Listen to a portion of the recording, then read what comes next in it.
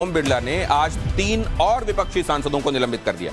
आज निलंबित किए गए 3 सांसदों में डीके सुरेश, नकुल नाथ और दीपक बैज का नाम शामिल है, जिसके बाद अब कुल निलंबित सांसदों की संख्या 146 हो गई है। इसी के साथ लोकसभा की कार्यवाही अनिश्चित काल के लिए स्थगित कर दी गई है। सत्र के अंतिम दिन पीएम नरेंद्र मोदी लोकसभा पहुंचे और बाद में स्पीकर ओम बिरला और विपक्ष के फ्लोर लीडर से मिले। पीएम मोदी ने कहा कि संसद की सुरक्षा में सेना के बाद जो भी जरूरी कदम और सुरक्षा के उपाय हैं वो किए जाने चाहिए। और संसद का शीतकालीन सत्र आज, जैसा मैंने आपको बताया, समाप्त हो गया। शीतकालीन सत्र के दौरान क्या क्या हुआ वो भी आपको बहुत जल्दी ग्राफिक्स के जरिए बता देता हूं। संसद से 146 सांसद सस्पेंड हुए, ये सुर्खियां रही। संसद की सुरक्षा में सेंधमारी आपने देखा किस तरीके से हुई। टीएमसी सांसद महुआ मोइत्रा का निष्कासन हुआ। 3 नए क्रिमिनल बिल्स जो हैं वो रखे गए और वो पास हुए।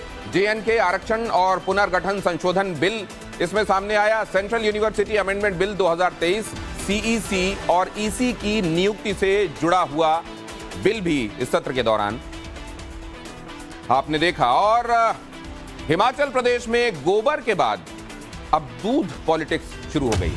आज नेता प्रतिपक्ष जयराम ठाकुर के नेतृत्व में बीजेपी के विधायक दूध के डिब्बे लेकर विधानसभा पहुंचे और कांग्रेस को दूध खरीदने की गारंटी याद दिलाई।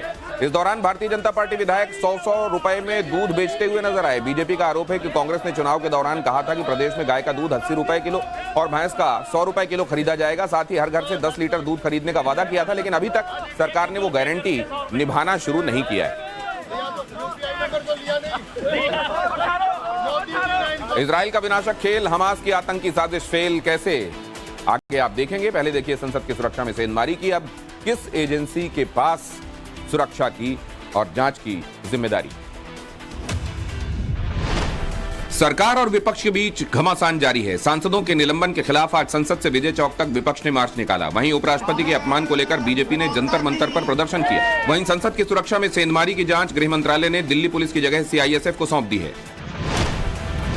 संसद में 143 सांसदों के निलंबन को लेकर मायावती ने पहली बार अपनी प्रतिक्रिया दी है। मायावती ने बेहद सधा बयान देते हुए सरकार और विपक्ष दोनों पर कटाक्ष किया। मायावती ने कहा, विपक्ष विहीन संसद का होना ठीक नहीं है। इस तरह आरोप प्रत्यारोप से काम नहीं चलेगा। राज्यसभा के माननीय अध्यक्ष का मजाक उड़ाना बहुत गलत है।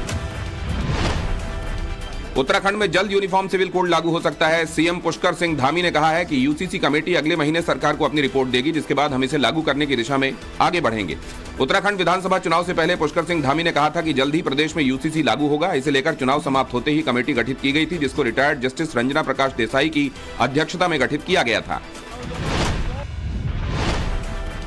ईडी को केजरीवाल के जवाब पर बीजेपी ने जोरदार हमला बोला है। बीजेपी ने केजरीवाल को मास्टरमाइंड बताते हुए कहा कि वो कानून से भाग रहे हैं। केजरीवाल ने बीजेपी पर चुनाव से पहले सनसनी फैलाने के लिए समन भेजने का आरोप लगाया है। केजरीवाल ने कहा है कि ईडी का समन पूरी तरह गैर कानूनी और राजनीति से प्रेरित है। उन्होंने ईडी से समन वापस लेने की मांग की है। केजरीवाल को आज ईडी के समक्ष पेश होना था, लेकिन वो कल ही विपश्यना के लिए जा चुके हैं। यूपी के सीएम योगी आदित्यनाथ आज भगवान राम के भव्य मंदिर निर्माण का जायजा लेने अयोध्या पहुंचे। इस दौरान उन्होंने राम जन्मभूमि मंदिर के अंदर निर्माण कार्यों का निरीक्षण किया। राम मंदिर की प्राण प्रतिष्ठा से पहले 30 दिसंबर को प्रधानमंत्री नरेंद्र मोदी के अयोध्या आगमन की तैयारी हो रही है। सिक्योरिटी प्रोटोकॉल के हिसाब से सरयू तट पर 3 हेलीपैड तैयार किए जा रहे हैं। ऐसे ही तमाम कामों का जायजा लेने योगी आज अयोध्या पहुंचे।